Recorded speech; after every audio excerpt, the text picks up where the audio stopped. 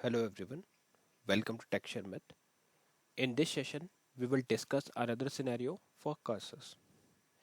So to discuss the program, let me show you one table and their data so that we can discuss the requirement first and then after we will discuss about the program.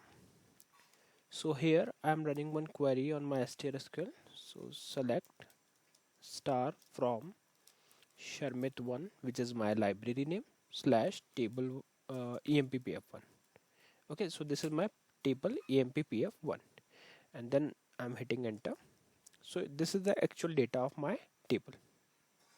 Now suppose we want to fetch the data for this table but all columns. As of now we have only two columns, but it could be possible that there are multiple columns, there are 4 or 5 columns in a table, right? Or more than 10 columns as well.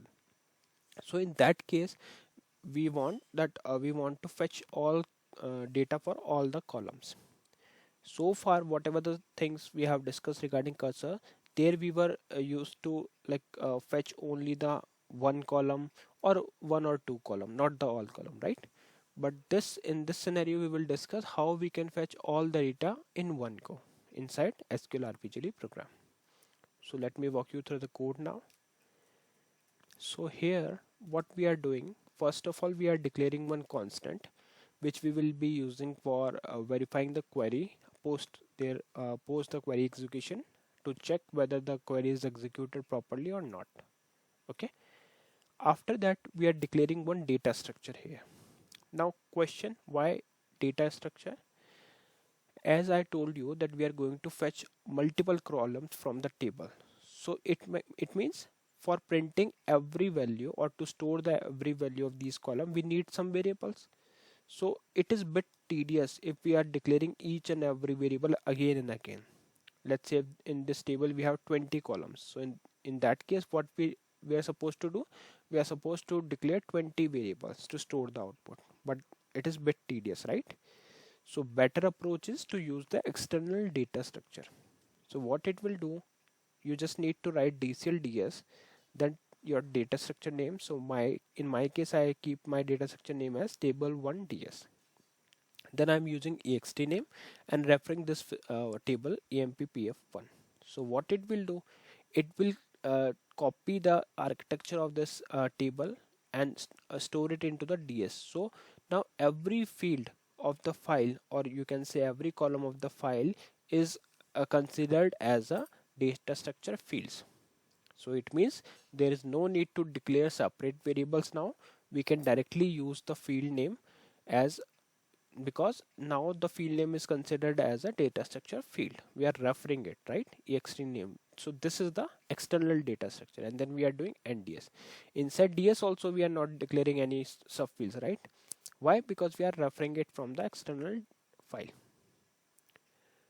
So this will save our time because we are not going to declare multiple variables. Now we have declared just one ds and it is referring all the fields from my table. After ds declaration, we are setting the we are using the exec SQL statement to set the option commit equals to start none. Afterwards, we are using the process for cursor.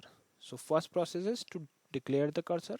So here I'm executing the query exec SQL declare get data, which is my cursor name, cursor keyword for select star from Sharmit 1 slash table 1 emppf1. So now to verify this query before executing the program, let's copy it from here and just run it over the strsql. It is the best trick to verify whether the query is okay or not. So it means it is returning data, means it is okay. So yeah, it means this will work properly and it will create the cursor with the name get data. After that we are executing the SQL for opening the cursor. So here I'm opening the get data cursor. Declaration is done, cursor opening is done. Now it's time to fetch the data. So to fetch the multiple record, as we are going to read multiple records, so I'm running one loop do while SQL state is SQL state underscore valid, and inside that we are executing the query exec SQL to fetch the get data into table 1ds. Okay, so here we are not going to declare show variable as a host variable. We are not using it, right? Because we haven't declared that. We are using host variable as a data structure. So all the data from this file will be captured into the data structure. After that, we are checking for the SQL state. If SQL state is not equal to the SQL state underscore valid, then we are leaving it. Otherwise, we are printing the records. So to print the record, I am directly using dsply command with employee ID and age, because now these are the fields which we are referring from the data structure, from the external data structure. And you can check, let me show you. If you check the field name, it is same, employee ID and age, because we are externally referring this file, so there is no need to declare these variables. We can directly use it. Then doing undo, and after that we are just closing the date cursor because we have fetched the records. Then setting the INLR equals to star on.